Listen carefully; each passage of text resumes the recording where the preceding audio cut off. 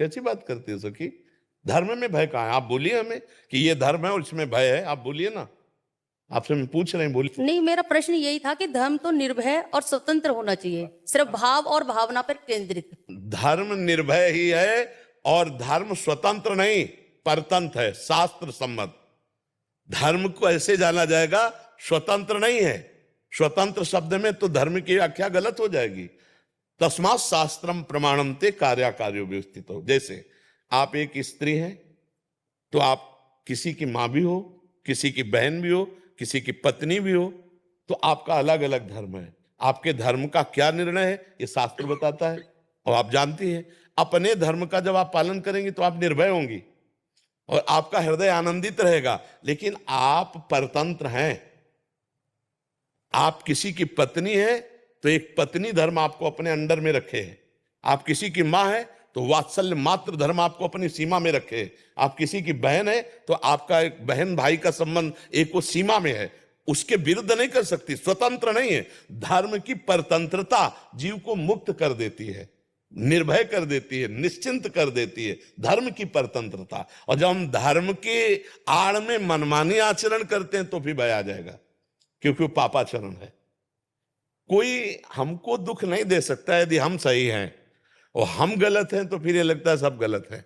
बात समझना, हमारी दृष्टि जैसी हो जाती, हमें तो सब साधु नजर आते हैं, सब भगवान नजर आते हैं, आए हैं हमारे पास सब भगवान आए इन रूपों में, आप भी आए हो इस रूपों में, हमें इनमें कोई गलत नहीं नजर आते। अब ये प्रश्न करेंगे वैसा उत्तर दे देंगे, लेकिन मेरी दृष्टि में तो मेरे प्रभु गलत कहीं कोई है ही नहीं।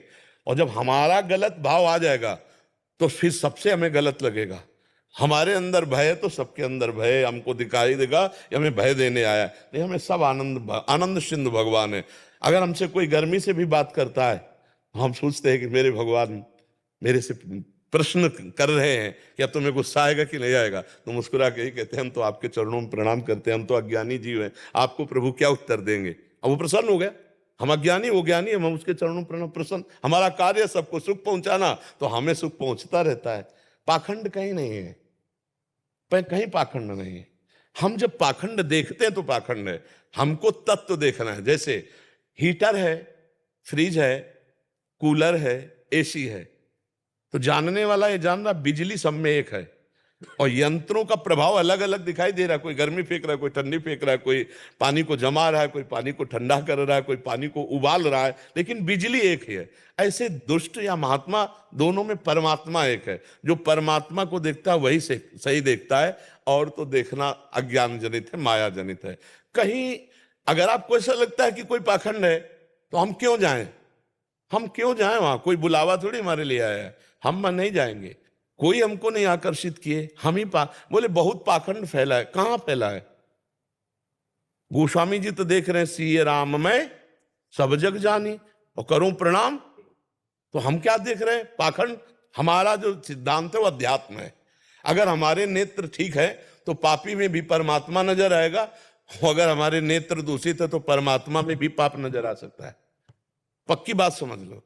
हमारा जो यहाँ सत्संग होता है वो अपने को ठीक करने के लिए होता है। हमारा चश्मा लाल तो लाल सब दिखाई देंगे, हमारा चश्मा हरा तो हरा दिखाई देगा, हमारा चश्मा काला तो फिर काला दिखाई देगा। हमको अपना चश्मा सुधारना है, हमको अपने नेत्र सुधारने। हमारा अध्यात्म कहता है तेरे भावे जो करे भलो बुरो संसार, नारायण तू बैठ के अपनो भवन बुहारा। में अपना भाव ठीक करना है। क्यों सके?